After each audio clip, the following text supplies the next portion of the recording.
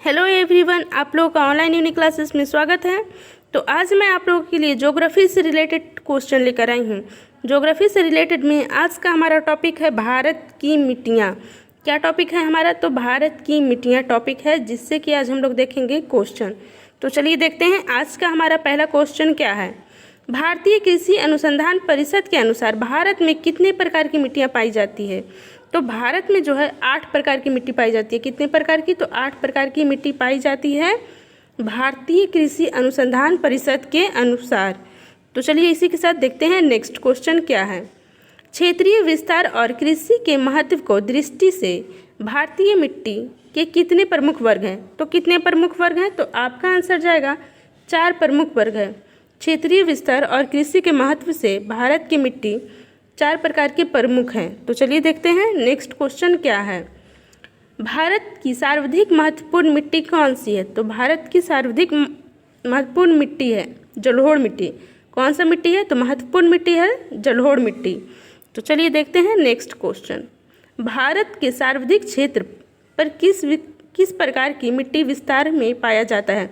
तो किस प्रकार का मिट्टी विस्तार पाया जाता है? तो आपका आंसर होगा जलोढ़ मिट्टी। जलोढ़ मिट्टी जो है भारत के सर्वाधिक क्षेत्र में पाया जाता है, सबसे महत्वपूर्ण भी और सर्वाधिक क्षेत्र में पाया भी जाता है। तो चलिए इसी के साथ देखते हैं नेक्स्ट क्वेश्चन क्या है। क्षेत्रफल के आधार पर भारत की मिट्टियों का सही अवरोही क्रम कौन सा है? तो क्षेत्रफल के आधार पर कौन सा है? तो आपका आंसर जाएगा पहले जलोढ़, फिर लाल, फिर काली और फिर लैटेराइट। पहले जलोढ़ मिट्टी, फिर लाल मिट्टी, फिर काली मिट्टी, फिर लैटेराइट मिट्टी पाई जाती है। तो चलिए देखते हैं इसी के साथ नेक्स्ट क्वेश्चन क्या है।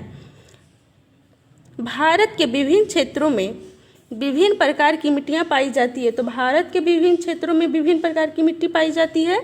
तो आपका आंसर होगा जलवायु संरचना एवं उच्चावास की विविधता। जलवायु संरचना एवं उच्चावास की विविधता में भारत में विभिन्न प्रकार के क्षेत्रों में विभिन्न प्रकार की मिट्टियाँ पाई जाती है, इसका प्रमुख कारण है। तो चलिए देखते हैं नेक्स्ट क्वेश्चन क्या है। भारत के उत्तरी मैदान में किस मिट्टी का विस्तार अधिकतम है? तो भारत के उत्तरी मैदान में किस प्रकार की मिट्टी का अधिकतम है? तो आपका आंसर होगा जलोढ़ मिट्टी। भारत के उत्तर में जो है जलोढ़ मिट्टी अधिक मात्रा में पाया जाता है। तो चलिए देखते हैं नेक्स्ट क्वेश्चन क्या है। नवीन जलोढ़ मिट्टी के अन्य किस नाम से जाना जाता है? तो अन्य किस नाम से जाना जाता है? तो खादर नाम से जाना जाता है। जलोढ़ मिट्टी को जो है खादर नाम से भी जाना जाता है, ये आप लोग ध्यान में रखिएगा। तो चलिए देखते हैं नेक्स्ट क्वेश्चन। पुरानी जलोढ़ मिट्टी को किस नाम से जाना जाता है? तो पुरानी जलोढ़ मिट्टी को जाना जाता है बांगर नाम से। किस नाम से? बांगर नाम से। देखिए यहाँ ध्यान रखिएगा कि नए जलोढ़ मिट्टी को नाम दिया गया है नवीनतम, मतलब नया नाम दिया गया है खादर, और पुराना नाम था इसका बांगर। तो चलिए इसी के साथ देखते हैं नेक्स्ट क्वेश्चन क्या है। भारत की उत्तरी मैदान की मृदा सामान्यतः कैसी है? तो कैसी है भारत की उत्तरी मैदान की मिट्टी? तो आपका आंसर होगा तलोचन से। कैसा है? तो तलोचन से है। तो चलिए अब इसी के साथ देखते हैं नेक्स्ट क्वेश्चन क्या है। गंगा के जलोढ़ मिट्टी की भूमि सतह के नीचे है लगभग। तो कितनी सतह के नीचे है? तो आपका आंसर होगा 600 मीटर। कितना? तो 600 मीटर सतह के नीचे है गंगा की जलोढ़ मिट्टी की भूमि। तो चलिए इसी के साथ देख रहे हैं नेक्स्ट क्वेश्चन। गंगा के मैदानों की पुरानी कछारी मिट्टी कहलाती है। तो गंगा के मैदानों की पुरानी कछारी मिट्टी कहलाती है बांगर। क्या कहलाती है? तो बांगर कहलाती है। तो चलिए देखते हैं नेक्स्ट क्वेश्चन। निम्नलिखित में से किस प्रकार की मिट्टी के लिए न्यूनतम उर्वरक की आवश्यकता होती है? तो जलोढ़ मिट्टी के लिए जो है न्यूनतम उर्वरक की आवश्यकता होती है। किस मिट्टी के लिए? तो जलोढ़ मिट्टी के लिए। तो चलिए देखते हैं नेक्स्ट क्वेश्चन क्या है। भारत में किस समस्त स्थल में कितना भाग प्रतिशत जलोढ़ मिट्टी से ढका हुआ है? तो आपका आंसर होगा कितना प्रतिशत ढका हुआ है? तो 24%। कितना? तो 24% जो है जलोढ़ मिट्टी से ढका हुआ है। तो चलिए देखते हैं नेक्स्ट क्वेश्चन क्या है। भारत में पाई जाने वाली कौन सी मिट्टी क्रस्टेशियस युग में दरारी उत्भेदन से निक्षेपित पदार्थों से बनी है? तो क्रस्टेशियम युग में कौन सा है? तो आपका आंसर जाएगा काली मिट्टी। काली मिट्टी जो है क्रस्टेशियम युग के दरारी उत्भेदन से निक्षेपित पदार्थों से बनी है। तो चलिए देखते हैं नेक्स्ट क्वेश्चन क्या है। निम्नलिखित में से कौन सी मिट्टी प्रायः द्वीपीय भारत में अधिकतम क्षेत्र पर विस्तृत है? तो कौन सा मिट्टी है जो प्रायः द्वीप के अधिकतम क्षेत्र पर विस्तृत है? तो आपका आंसर जाएगा काली मिट्टी। काली मिट्टी जो है प्रायद्वीप में अधिकतम क्षेत्र पर विस्तृत है। तो चलिए देखते हैं नेक्स्ट क्वेश्चन क्या है। कपास की खेती के लिए सर्वोत्तम मिट्टी है। तो कपास की खेती के लिए काली मिट्टी जो है सर्वोत्तम मिट्टी है। नेक्स्ट क्वेश्चन, लावा के प्रवाह से किस मिट्टी का निर्माण होता है। तो लावा के प्रवाह से काली मिट्टी का निर्माण होता है। लावा के प्रवाह से काली मिट्टी का निर्माण होता है। तो चलिए देखते हैं नेक्स्ट क्वेश्चन क्या है। काली मिट्टी का विस्तार पाया जाता है। तो काली मिट्टी का विस्तार पाया जाता है गुजरात में। गुजरात में जो है काली मिट्टी सबसे ज़्यादा पाया जाता है। नेक्स्ट क्वेश्चन, काली मिट्टी किस फसल की खेती के लिए सर्वाधिक उपयोगी है।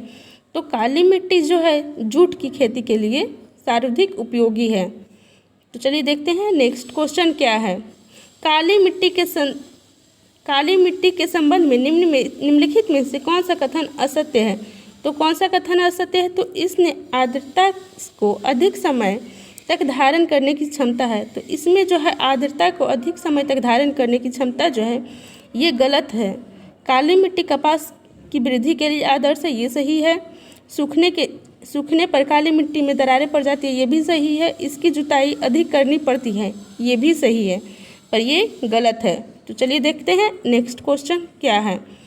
किस मिट्टी का निर्माण बेसाल्ट चट्टानों के विखंडन से हुई है। तो किस मिट्टी का निर्माण जो है बेसाल्ट के चट्टानों के विखंडन से हुआ है। तो आपका आंसर होगा जलोढ़ मिट्टी। किसका। तो जलोढ़ मिट्टी का जो है बेसाल्ट चट्टानों के विखंडन से हुआ है। तो चलिए देखते हैं नेक्स्ट क्वेश्चन क्या है।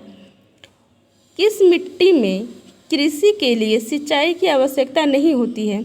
तो किस मिट्टी में जो है सिंचाई के लिए आवश्यकता नहीं होती है। तो काली मिट्टी। काली मिट्टी में जो है कृषि की सिंचाई के लिए आवश्यकता नहीं होती है। तो चलिए देखते हैं इसी से रिलेटेड नेक्स्ट क्वेश्चन क्या है। में काली कपासी मिट्टी को किस स्थानीय नाम से भी जाना जाता है। तो काली कपासी मिट्टी को किस स्थानीय नाम से जाना जाता है। तो आपका आंसर होगा तराई। तराई में काली कपासी मिट्टी को स्थानीय नाम से जाना जाता है। काली मिट्टी को जो है तराई में काली कपासी के नाम से जाना जाता है। तो चलिए देखते हैं नेक्स्ट क्वेश्चन क्या है। भारत लाल मिट्टी का सर्वाधिक विस्तार पाया जाता है। तो भारत में कहाँ है लाल मिट्टी का सर्वाधिक। तो आपका आंसर होगा राजस्थान एवं गुजरात। राजस्थान एवं गुजरात में जो है लाल मिट्टी का सर्वाधिक विस्तार पाया जाता है। और गुजरात में देखिएगा काली मिट्टी भी पाया जाता है। सबसे ज़्यादा गुजरात में काली मिट्टी पाया जाता है और लाल मिट्टी भी पाया जाता है। तो चलिए देखते हैं नेक्स्ट क्वेश्चन क्या है। तमिलनाडु के 2/3 क्षेत्र पर किस प्रकार की मिट्टी का विस्तार है। तो तमिलनाडु के 2/3 क्षेत्र पर जो है जलोढ़ मिट्टी है। कौन सी मिट्टी है। तो जलोढ़ मिट्टी है। तो चलिए देखते हैं नेक्स्ट क्वेश्चन क्या है। लाल मिट्टी के संबंध में कौन सा कथन सही है। तो लाल मिट्टी के संबंध में कौन सा कथन सही है। तो आपका आंसर जाएगा लौह ऑक्साइड की उपस्थिति के कारण इसका रंग लाल होना। लौह ऑक्साइड के उपस्थिति के कारण इसका रंग लाल होना ये गलत है, बाकी सब सही है। तो चलिए देखते हैं नेक्स्ट क्वेश्चन क्या है। लैटेराइट मिट्टी महत्वपूर्ण रूप से पाई जाती है। तो लैटेराइट मिट्टी जो है बखेलखंड में पाई जाती है। कहाँ पाई जाती है लैटेराइट मिट्टी। तो बखेलखंड में मुख्य रूप से पाया जाता है। तो चलिए ये आप ध्यान में रखिएगा। चलिए देखते हैं नेक्स्ट क्वेश्चन क्या है। किस मिट्टी में लोहे और एल्युमिनियम की ग्रंथियाँ पाई जाती है। तो किस मिट्टी में पाई जाती है लोहे और एल्युमिनियम की ग्रंथि। तो काली मिट्टी में। काली मिट्टी में जो है लोहे और एल्युमिनियम की ग्रंथियाँ पाई जाती हैं। भारत में निम्नलिखित में से कौन सा मृदा समूह के लोहे अतिरिक्त होने के कारण अनुवर्र होते जा रहा है। तो आपका आंसर होगा लेटेराइट। लेटेराइट जो है कम होते जा रहा है। तो चलिए देखते हैं इसी के साथ नेक्स्ट क्वेश्चन क्या है। निम्नलिखित में से कौन सी मिट्टी सूख जाने पर ईंट की तरह कठोर एवं गीली होने पर दही की तरह जम जाती है। तो कौन सी मिट्टी है। तो लेटेराइट मिट्टी। लेटेराइट मिट्टी जो है दही की तरह जम जाती है। तो चलिए देखते हैं इसी के साथ नेक्स्ट क्वेश्चन क्या है। निम्नलिखित में से कौन सा कथन असत्य है। तो निम्नलिखित में से कौन सा कथन असत्य है। तो यह एक क्षारीय मिट्टी है, यह असत्य है। यह एक क्षारीय मिट्टी है, ये गलत है। यह अधिक वर्षा में पाई जाती है, ये सही है। इस मिट्टी का मोटी अनाज के लिए होता है, ये भी सही है। और ये चाय की खेती के लिए होता है। ये ध्यान में रखिएगा कि चाय की खेती के लिए जो है लेटेराइट मिट्टी का यूज़ होता है। तो चलिए देखते हैं इसी के साथ नेक्स्ट क्वेश्चन क्या है। निम्नलिखित में से कौन सा कथन असत्य है? तो आपका आंसर होगा ऑप्शन नंबर ए, लेटेराइट मिट्टी सिलिका की अधिकता होती है। ये गलत है। सूख जाने पर यह गीत की भांति कठोर हो जाती है। लोहा और एल्युमिनियम की अधिकतम मात्रा पाई जाती है। यह मिट्टी उर्वरा शक्ति कम होती है। ये तीनों सही है और ये गलत है। यह सिलिका मिट्टी अधिकता नहीं होती है। तो चलिए देखते हैं नेक्स्ट क्वेश्चन क्या है। भारतीय कृषि अनुसंधान परिषद के अनुसार भारत की लगभग कितने प्रतिशत भूमि पर मृदा अपरदन की समस्या से प्रभावित है? तो कितने प्रतिशत भूमि जो है मृदा अपरदन की ये से प्रभावित है? तो आपका आंसर होगा 60%। 60% जो है मृदा अपरदन से प्रभावित है। कितना? तो 60%, ये याद रखिएगा। तो चलिए देखते हैं नेक्स्ट क्वेश्चन। की खेती के लिए अति उपजाऊ भूमि है? तो किसकी खेती के लिए अति उपजाऊ भूमि है? तो आपका आंसर होगा दोमट। दोमट की खेती के लिए अति उपजाऊ भूमि है। तो आपका आंसर होगा दोमट। तो चलिए देखते हैं नेक्स्ट क्वेश्चन क्या है।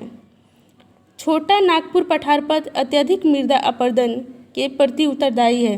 तो छोटा नागपुर पठार पर अत्यधिक मृदा अपरदन के लिए उत्तरदायी कौन है? वृक्षों के बड़े पैमाने पर कटाई। कौन है? तो वृक्षों के बड़े पैमाने पर कटाई जो है इसके प्रति उत्तरदायी है।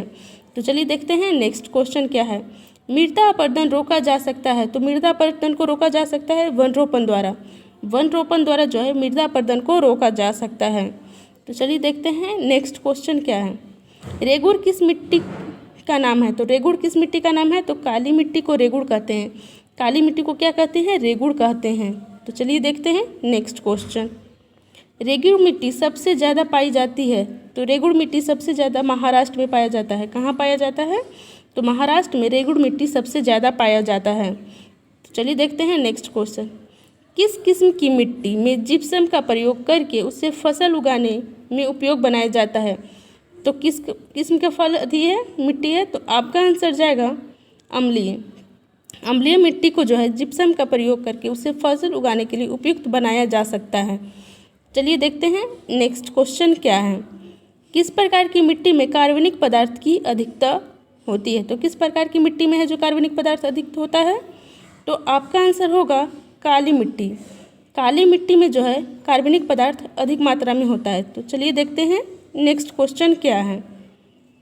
कितने राज्यों निम्नलिखित राज्यों में से किस राज्य में भारत की सबसे बड़ी अंतर्देशीय लवणीय आर्द्र भूमि है? तो कौन सा है? तो आपका आंसर जाएगा राजस्थान।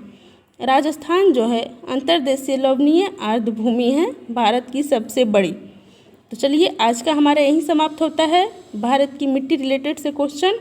नेक्स्ट टॉपिक में मिलेंगे हम आपके साथ ज्योग्राफी का। तो चलिए आज के लिए यहीं, थैंक यू, बाय।